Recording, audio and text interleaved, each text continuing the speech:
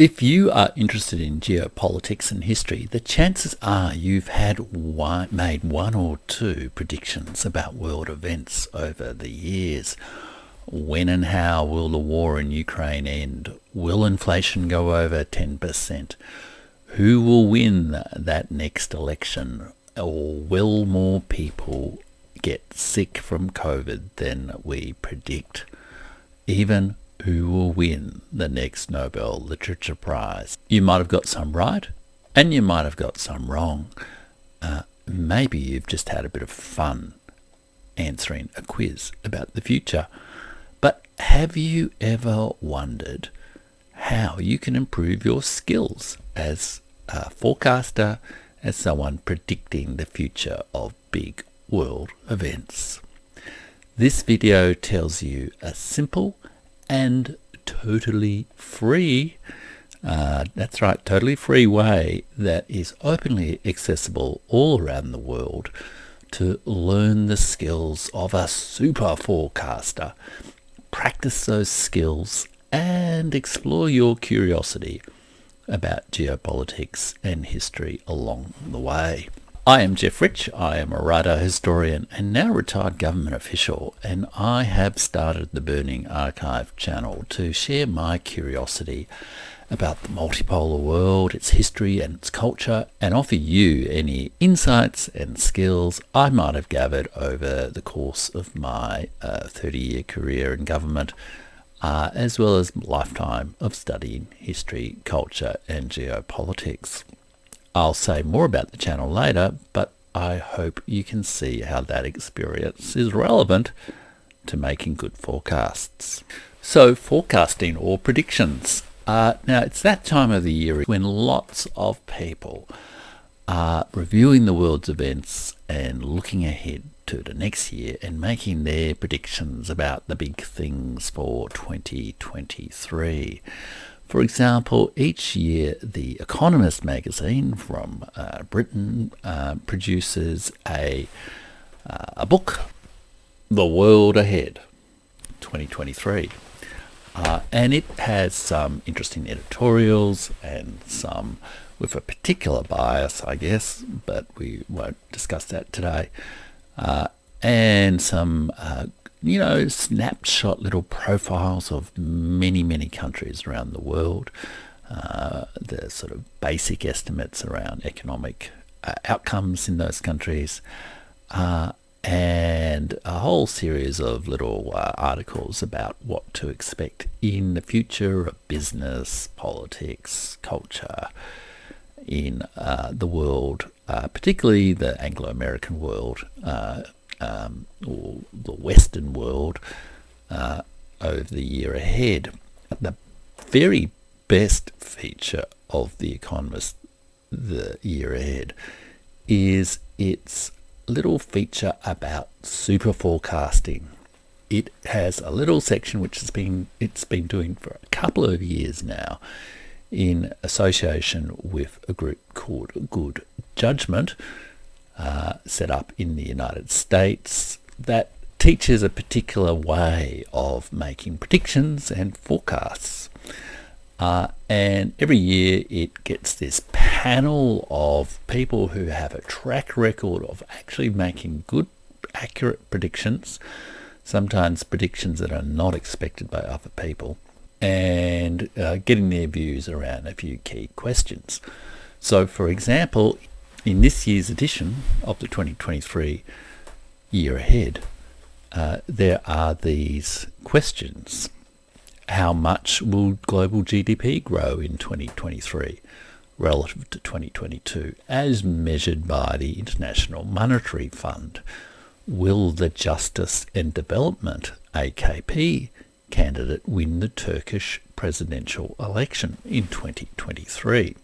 The AKP party, or Justice and Development Party, is the party of Recep Erdogan, the president of Turkey, or Turkey, I should say.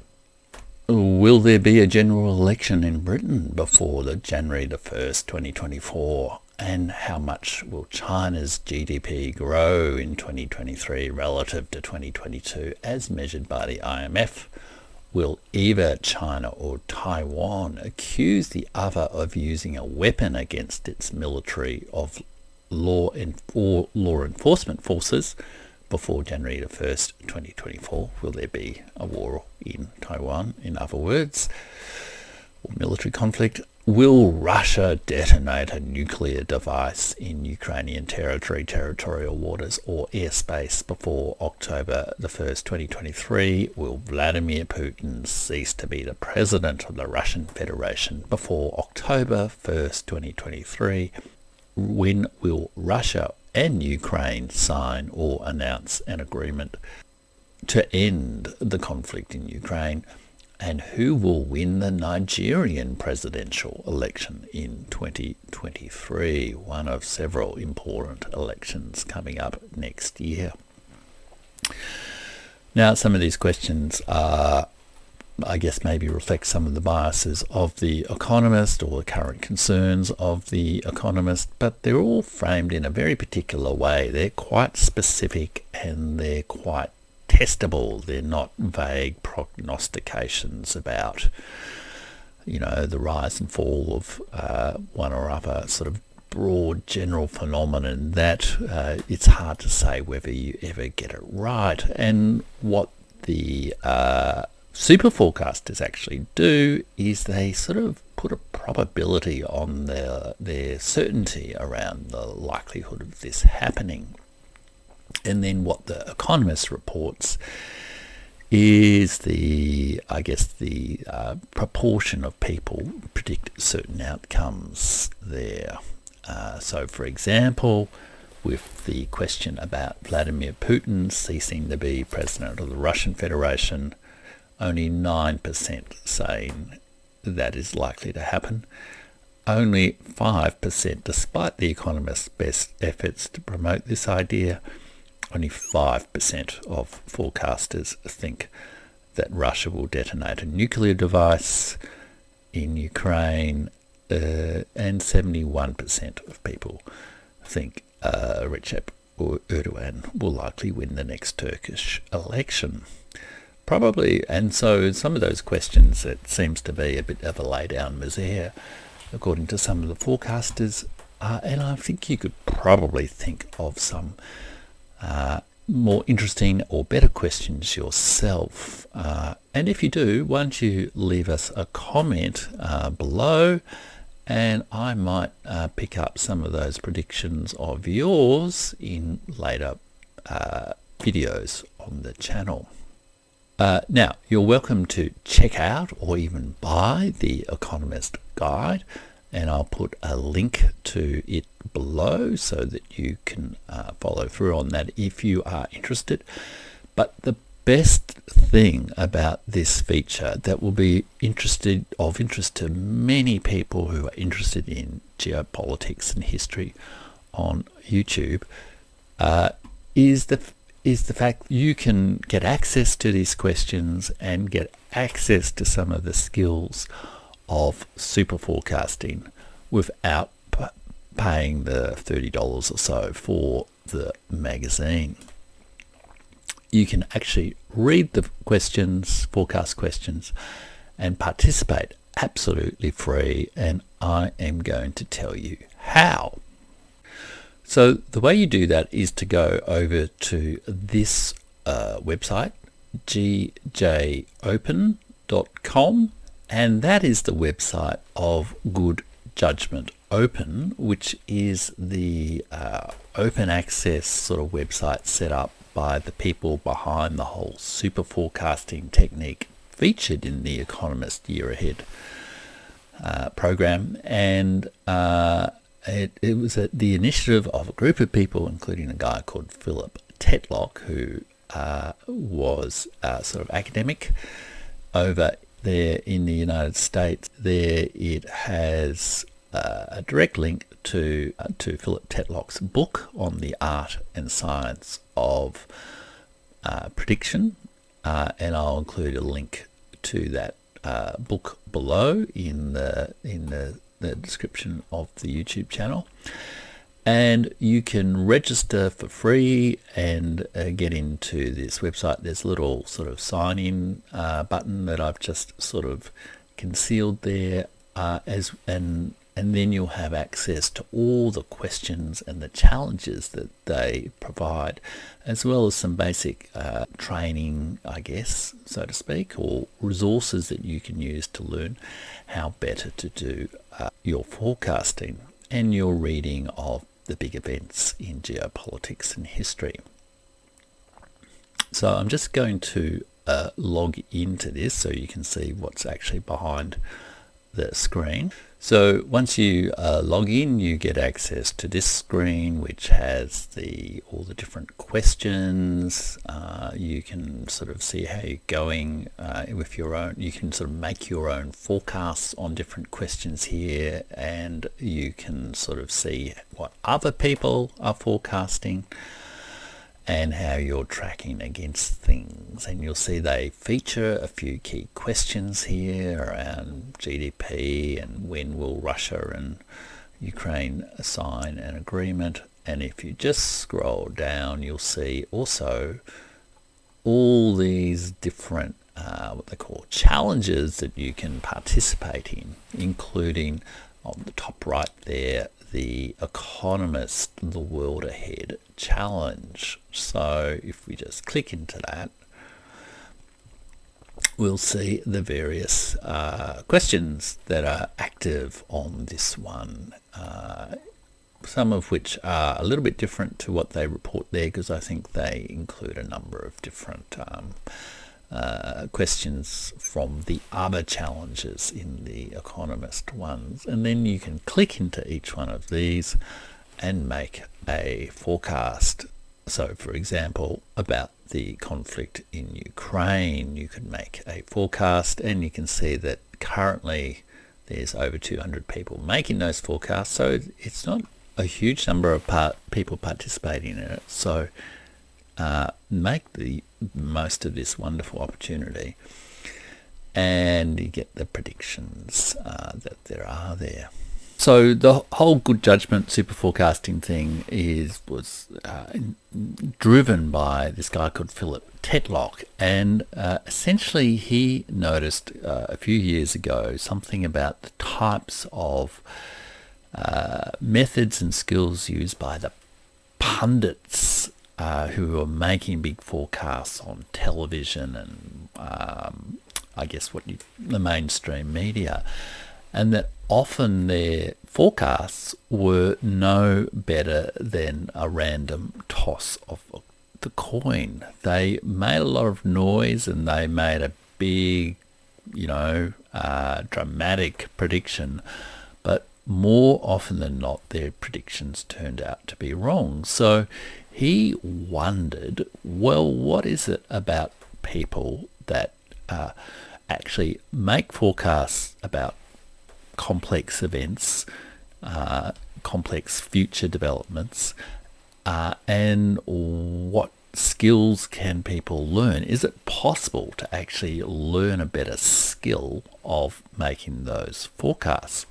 And that's where he developed the good judgment process, which is kind of outlined in that good judgment open website. So you should check it out. But essentially there are 5 essential features of super forecasting in the sort of good judgment model. The first of those is that really good forecasters are often quite modest, and they're not really putting their reputations on the line, so to speak, with their forecasts. They're prepared to actually work at trying to, be curious about what is actually happening, how things might actually develop, and how they might sort of make a good assessment of it. And so and maybe that's part of the reason why there's been such a boom in, I guess, independent media on social media, etc., because people, I guess, have got a little bit tired of the big names making their big assessments about world events.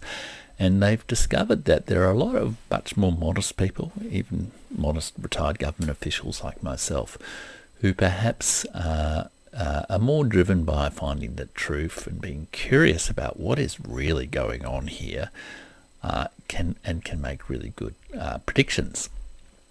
And the second quality is that people who make good forecasts, good super forecasters, synthesize all sorts of complex different information. They don't just rely on one big number, one big model, one big set of assumptions. Good forecasters make use of all the various little scraps and pieces of information or insight that they might have gained from a bit of statistics here, or a movie there, or a good book there, what they know about the history of a country, all that sort of stuff, and form up some sort of sensible, intuitive judgment around the complexity of events, because most of the events people are interested in making a forecast about aren't simple extrapolations of an equation. They're sort of rather complicated things with lots of different causes. And in a way, it's a similar kind of skill to what a good historian does, which is to synthesize all this sort of different information from different sources and try to make sense of bring order to the chaos of human societies. Then the third quality of a really good forecaster is that they make probabilistic estimates. They don't just say it's a yes, no sort of thing. There's only one possible outcome we can expect here. Most events that in geopolitics history that you're making a forecast about, you can expect multiple possible outcomes, and some of those are more or less likely. So you might say that Recep Erdogan's party in Turkey is maybe 60% likely to win the next election, but there is an outside possibility that an economic crisis could emerge, and so you'd say maybe there's a 30% chance that an opposition will gain real momentum and win it. So those sort of probabilistic estimates make a real difference, and I guess they force people to look at the range of different outcomes and the uncertainties around it. And you can see that in the Good Judgment Open sort of website, how people put down their probabilistic estimates and also try to articulate their rationale for making those sort of judgments. And then the fourth quality is that they're specific, testable forecasts. Famous name pundits on the TV might make grand pronouncements about, being a fourth turning, or, this is the unprecedented historical event, or other sorts of big statements, or other vague descriptions of what happens. But good forecasts kind of try to make their forecasts around specific testable things. And you can see that in the kind of questions that were asked in The Economist. So, how much specifically will GDP grow in 2023 relative to 2022? Will there be a general election in Britain before January the 1st, 2024? There's a specific time and there's a specific event. We're not just talking about, will there be ongoing political crisis in Britain, for example. And then the fifth and final key attribute of super forecasting, and these are my summaries of it. You should check out Phillip Tetlock's book and the Good Judgment Open website for their own account of how to do this well if you want to build your skills. But the fifth one is to really look at what they call the base rate. So, for example, economic growth. If you're going to make a prediction about what GDP will be in 2023, Well, you probably want to know what GDP is in 2022 first, and then kind of, that will moderate your prediction. It might be unlikely that it's going to double, for example, or it's also equally unlikely that it might totally collapse. So having a look at the base rate is really important, and that's partly about statistics, but it's also about knowing lots of different stories about how things have and haven't developed. When will there be a peace in Ukraine? Well, what do we know about prior negotiations between Russia and Ukraine? What is the history of the conflict in Russia and Ukraine? Or what have been the nature of the conflicts in the whole post-Soviet world? What do we know about falling and declining empires? What is all that different kind of base rate knowledge that you can bring to bear to understand the rather complex events of the multipolar world? So do check out Good Judgment Open.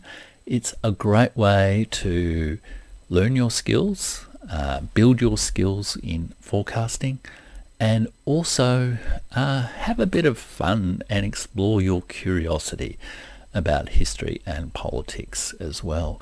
You can learn an awful lot in just responding to the questions. Like, before I read those economist questions, I didn't know there was going to be an election in Nigeria, one of the largest countries in Africa, in the next year. That could be quite consequential given Africa's role in the world. And also, as you answer each question, you sort of take your interest in geopolitics and history and focus it into a sort of specific question where you can actually find out more specific details about a topic. Now, I'm going to be participating, and I think I'll be doing some more videos about some of my predictions about some of the more interesting questions on the Good Judgment challenges, and just as a way of exploring how I see history and geopolitics and the great big mess that we all seem to have got ourselves into. So do subscribe to the Burning Archive channel if you want to see more of that. And if you are interested in geopolitics and history, look, it's a great way to find out more watching my channel, but also participating in the Good Judgment Open. And if you want to make suggestions about some questions or forecasts of your own that you'd like me to address on the channel, leave us a comment below. And of course, the other great way to improve your judgment and your forecasting skills is to subscribe to my channel. Watch my videos that take the long view of geopolitics based in history and culture. So do subscribe now and check out these other videos.